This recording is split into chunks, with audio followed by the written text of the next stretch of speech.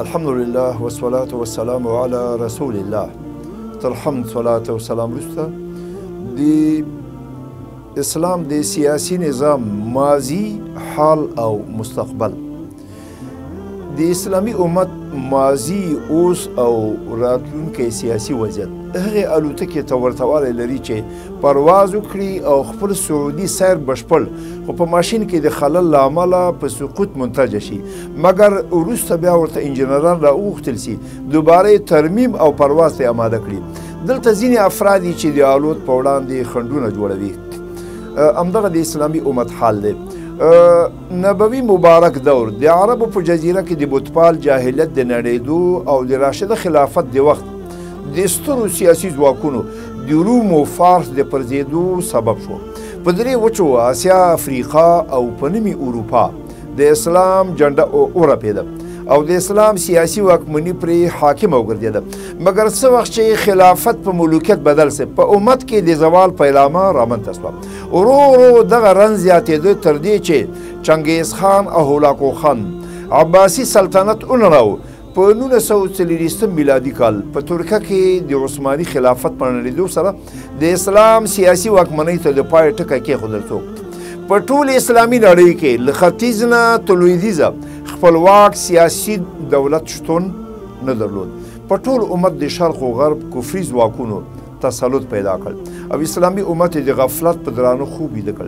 مګر په 1928 میلادي کال د اسلام د نړیوال خوځښت په رامنځته کېدو سره امت بیا راویښ، د اسلام تجدیدي پروسه پیل شوه. ټول امت د استعمار له ناولو پنجو څخه ازادي غوښتله.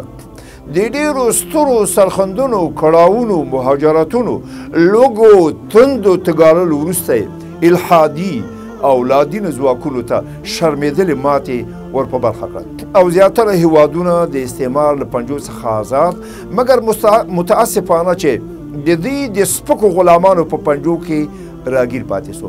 همدغه تجربه په الجزائر، تونس، مراکش، المغرب، مصر، سوریې، بنګال، پاکستان، مرکزي اسیا او په افغانستان کې تکرار شوه. افغان ولس د دوو زبر ځواکونو انګلستان او اتحاد جماهیر شوروي ته زواله وروسته په همدغه برخلیک اخته سو. دلته د ناټو لښکرې راغلې. 20 کاله یې د خپلو لښکرو په وسیله دغه باتور ملت ته د بېدینۍ، فسق، فجورو، چور چپاول او بد اخلاقي نه پرته بل څه نه درلودل.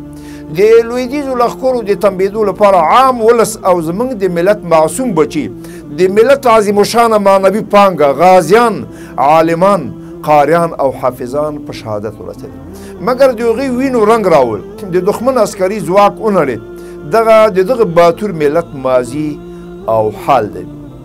راتلونکی د دې ملت د مشرانو عقل، درایت او فراست پورې اړه لري چې څنګه دغه نظام د داخلي او خارجي ګواښونو څخه په وحدت، مینې او محبت، عدالت، امانت او شفقت سره ساتي. یو د انقلابونو برای او بلې ساتنه او ملي اعتماد ترلاسه کول او د ولس خدمت او زړه لاسته راوړل دي.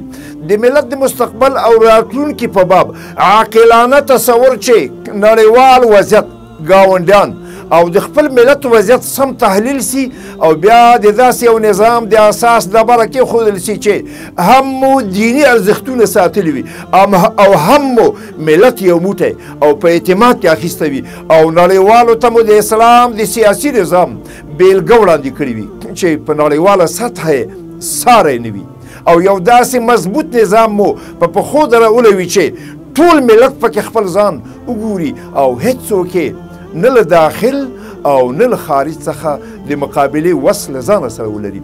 موږ باید لږ د ارامۍ ساه واخلو، خپل ځان او ملت را جوړ کړو، د خپل ولس په ایمان باندې خواري وکړو، ځکه چې د یوې پیړۍ را په دې خوا شرقي او غربي دښمنانو د عقلونو په بمبارد لاس پورې کړی او زموږ د ملت د ځینو افرادو ایمان او اخلاق برباد کړي دي. تخریب آسانه ده مګر تعمیر سخت ده. که زرګونه کسان د یو تعمیر په جوړولو کې په میاشتو تیرې کړي، مګر یو تخریبکار کولی سي د بم په وسیله د سترګو په رپ کې پو پناه کړي البته تر ټولو مهم له فقر نیستۍ بیکارۍ او لوږې سره مقابله ده.